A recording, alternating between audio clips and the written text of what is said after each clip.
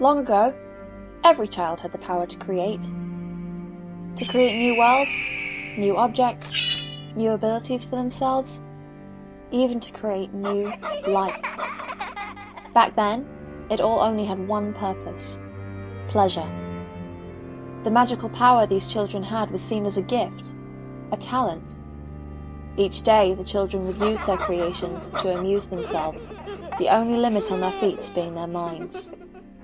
Many were astonished at the extraordinary abilities these children demonstrated with this strange new power, and at first, all shared in the joy, calling this magic imagination. However, as time went on, the world evolved.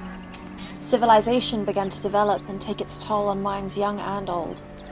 Far less children were born with imagination, and the activities that had once brought so much pleasure to all were now regarded as pointless. Games for leisure only, responsibilities outweighing them as priorities. But the power could not be contained. It seemed that for every child born without imagination, 2 more were born with it, and the power seemed strangely non-hereditary. Still, its usage was discouraged amongst the hustle and bustle of the world, and sadly, many bearers of the power lost it upon growing up. But there were some that didn't.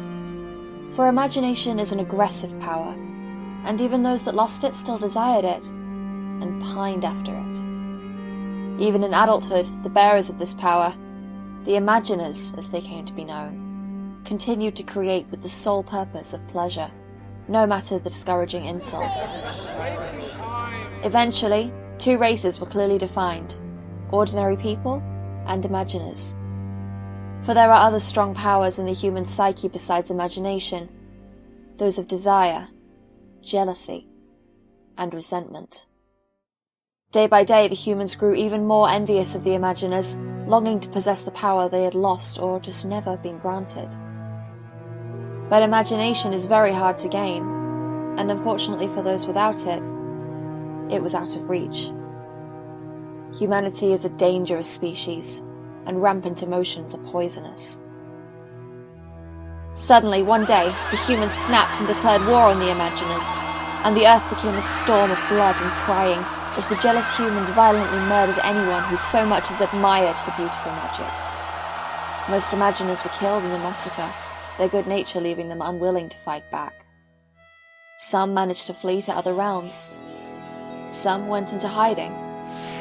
Nevertheless, the imaginer presence was wiped off the earth, and so much as mentioning them was strictly forbidden. But, as said, the power is not hereditary. It can pop up anytime, anywhere, in the mind of anyone, and anything can be created. New worlds, new objects. It must be kept secret from the terrors of the monotonous world, but despite the oppression, it is wild, unpredictable, and full of life.